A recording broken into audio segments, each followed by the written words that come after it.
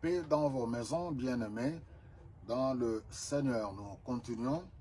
Aujourd'hui, nous abordons le don de guérison.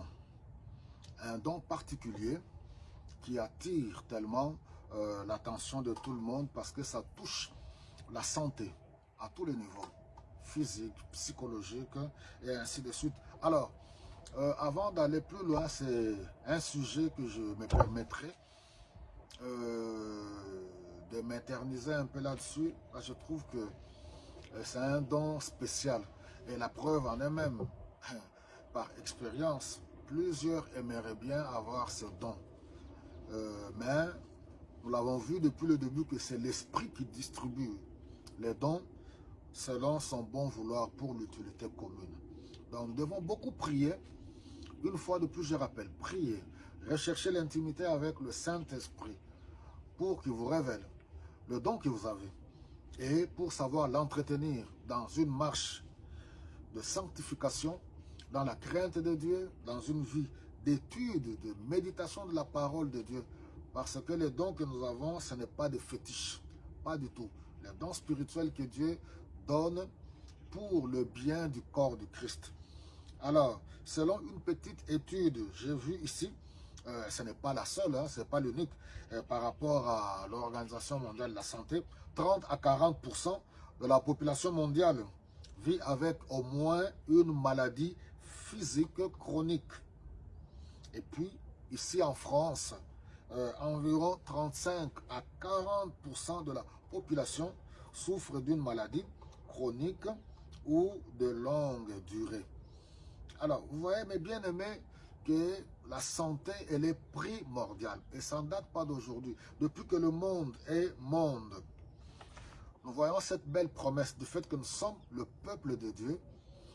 Dieu nous a fait, parmi tant de promesses dans ce lot, paquet de bénédictions, nous avons la guérison divine. Depuis l'Ancien Testament, quand on prend Exode chapitre 23, on voit à partir du verset 25, il dit: vous servirez l'Éternel, votre Dieu, il bénira votre pain et votre eau. Il éloignera la maladie du milieu de vous. C'est Dieu qui s'engage. Lorsqu'on se met à le servir Dieu, c'est consacrer à lui, vivre avec lui, être un adorateur de Dieu, marcher selon sa parole. Servir Dieu, ce n'est pas seulement se tenir devant à la chair avec un micro et commencer à hurler, non. Chacun est serviteur de Dieu, tout enfant de Dieu est serviteur. Et c'est des choses qu'il faut encore enseigner le peuple de Dieu. Tout enfant de Dieu est serviteur de Dieu. Même ceux de ce monde, vous voyez dans la Bible, les rois, et voilà, les dirigeants politiques et ainsi de suite, sont tous des serviteurs de Dieu à un certain niveau, selon que Dieu les a appelés pour accomplir une mission quelconque. Il dit: j'éloignerai la maladie du milieu de vous et je vous donnerai la longévité. Vous voyez, donc Dieu s'occupe, Dieu est préoccupé par notre santé physique. Alors, nous voyons dans la Nouvelle Alliance, nous avons de belles promesses. Ésaïe l'avait déjà dit, par ses meurtrissures, nous sommes guéris. Parlant du Messie, Ésaïe chapitre 53. Et nous voyons à la fin de la mission de Jésus-Christ, lui-même dire aux disciples, lui, allez enseigner la bonne nouvelle, prêcher partout. Celui qui croira, Marc chapitre 16, qui croira et qui se fera baptiser, sera sauvé. Et voici les signes qui accompagneront tous ceux qui auront cru. En mon nom, ils chasseront les esprits mauvais et ils continuent. En mon nom, ils imposeront les mains aux malades et les malades seront guéris. Il n'a pas dit que voici les signes qui accompagneront les pasteurs, les apôtres, les diacres, et ainsi. Il dit, tous ceux qui auront cru en mon nom.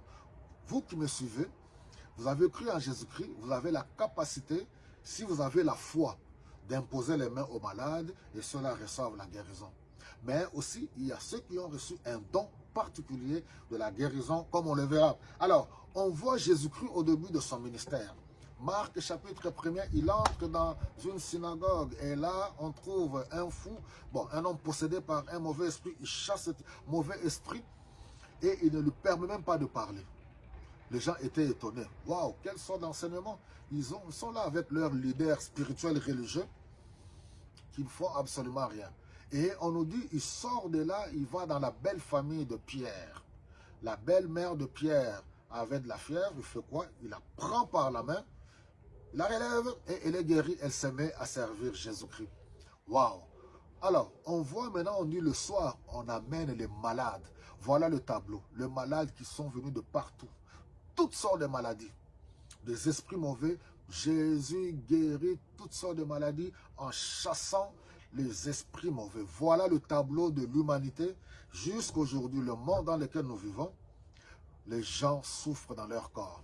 Notre Dieu, c'est un Dieu compatissant. Il veut votre bien et nous bénissons en tout cas le Seigneur pour le corps médical, les médecins, pour des recherches, pour l'évolution, pour tout ce que la médecine fait. Et vous qui suivez des traitements, n'abandonnez pas, ne négligez pas votre traitement médical, les prescriptions que vous recevez de la part de médecins. La foi n'exclut pas de pouvoir continuer à prendre et à suivre les prescriptions de vos médecins.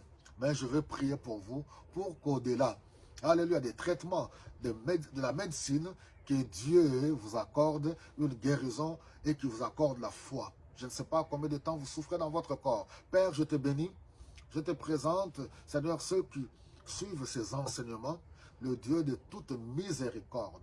Souviens-toi de mes frères et de mes sœurs. Regarde, tu es celui qui compatit à nos douleurs. Accorde la guérison au nom de Jésus-Christ.